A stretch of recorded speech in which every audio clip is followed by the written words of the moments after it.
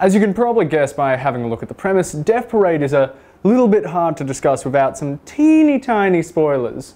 If you want the long and short of it, Death Parade is a very cool mystery series and you should watch it.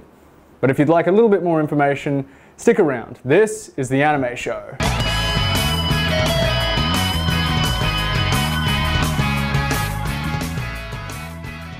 I know many of you watching this may not be full-blooded anime fans, or maybe you've seen a bit of Evangelion and nothing else, or you've watched the odd episode of Attack on Titan. I understand. For an outsider, anime must look impenetrable. It's full of weird jokes and idioms that don't translate well into Western culture, there's a language barrier that can be a bit of a problem, and sometimes certain shows are just bizarre, uncomfortable, or creepy. Death Parade is a gateway anime if there ever was one. Some of the trickier or more off-putting generic conventions of the medium are nowhere to be found. There's no chibis, no awkward male leads, not a single mecha in sight. What we have here is a very cool supernatural mystery series, he said in big quotation marks, set in a spooky bar outside of reality.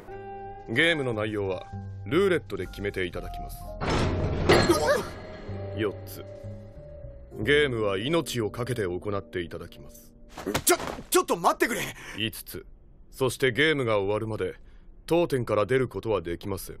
Now don't think for a second that this is a casual show or somehow lesser. Death Parade has a hell of a pedigree, coming as it does from Madhouse. If you don't get the significance of this, throw a rock at most people's top anime lists and you'll hit something Madhouse worked on. Death Parade is an intriguing little show. It plays not so much like a series, but as a framework to a set of short stories. Basically, there's a bar in Limbo called Kendisum, and the people who arrive have no recollection of how they made it there. The creepy bartender, Decim, explains the conditions.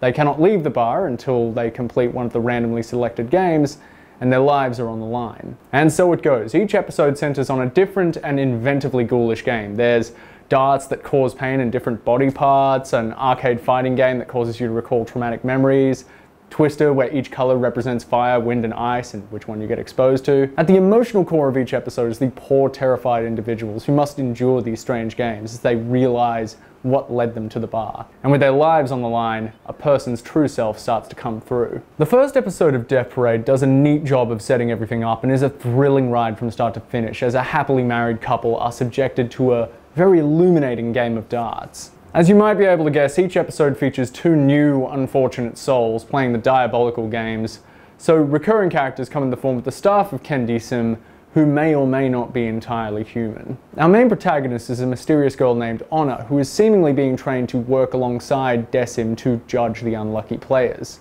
You see, Decim has been doing this judging business for quite a long time and doesn't really get humans anymore. So it's up to Honor to sit in on the games and help Decim stop being so omniscient. By the way, did Neil Gaiman have a hand in writing this? Seriously, the relationship and even art style between Decim and Honor reminds me a lot of Def and Dream from Sandman. So yeah, basically Decim is a psychopomp, which is an awesome word I wish I could use more often. He's in charge of judging people who have recently died. If they were good, they get thrown back into the reincarnation cycle, and if they're bad, well, that elevator has a devil's head on it for a reason. The rest of the odd characters hanging around Kendisum are all very fun. Nana is the big boss, but she has a very playful manner about her, and Ginty is a fellow arbiter who has a really harsh hand in his judgments. At 6 episodes in, we only know a little bit about who Honor is and why she's being groomed for a position in this unusual bar. She's compassionate and has a deep understanding of what scared people are capable of, and I am really looking forward to finding out what her deal is. And that's all I can say without dropping individual episode spoilers.